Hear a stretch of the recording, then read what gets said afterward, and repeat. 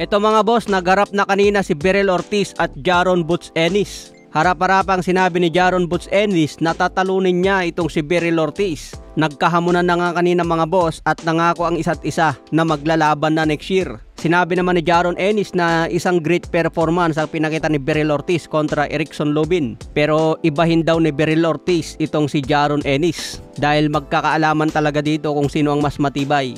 Bagay kasi ang estilo ni Ennis at Beryl Ortiz mga boss. Pero yung estilo ng dalawa, kung aabot ito sa decision, pababor talaga ang hurado kay Jaron Butch Ennis. Itong si Beryl Ortiz kasi mga boss, agresibo at talagang paabante ito kung bumanat. Samantala si Jaron Ennis, iba't ibang estilo nito. Kaya niya maging counter puncher, maging outboxer.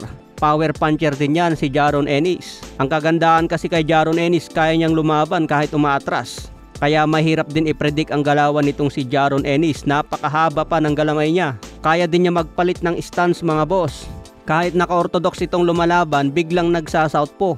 Kaya mahirapan talaga dito si Beryl Ortiz. Pero abangan pa rin natin, nakadepende yan sa preparasyon nilang dalawa. Alam naman ni Beryl Ortiz kung paano lumaban itong si Jaron Ennis. Siyempre hindi ito magmamadali mga boss. Babaguhin din niya siguro ang estilo niya.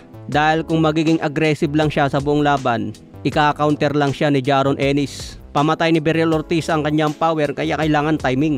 Mahuli niya ng solid itong si Jaron Ennis. Pero may katigasan din kasi si Ennis mga boss. Kaya tingin ko lamang talaga dito si Jaron Ennis. Pero kaabang-abang ito sa 2026 dahil ikakasana ni Ed Hearn at si Oscar De La Hoya. Sa ibang banda naman, Jimwell Pacquiao talagang todo ensayo na para sa darating na laban ngayong November 29. Ayon nga sa post ng Viva Promotion mga boss, kakatapos lang ang sparring ni Jimwell Pacquiao.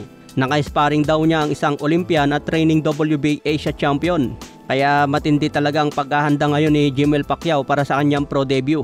Abangan natin yan mga boss, November 29. Sa iba pang balita, dahil kasado ng Stevenson versus Lopez, marami na agad ang pumapabor kay Stevenson mga boss. Kahit si Stevenson ang aakyat ng timbang, mas pinapaboran siya kontra Lopez. Matindi rin kasi itong si Stevenson mga boss, lalo na kung puntusan lang ang usapan. Pero may power itong si Teofimo Lopez kaya hindi rin biro kalaban. Isang kaabang-abang na laban din ito ngayong January 31. Samantala Errol Spence nagparamdam na, nanood pala kanina sa laban ni Beryl Ortiz. Bago nga lumaban si Ortiz bumisita muna si Errol Spence. May usap-usapan kasi na baka babalik na itong si Errol Spence sa 2026. Kaya nagpaparamdam na ngayon si Errol Spence. Mainit na usapan pa rin ang laban ni Errol Spence kontra Kit Thurman. Sana maikasayan sa 154 pounds. Okay mga boss, hanggang sa muli nating updates.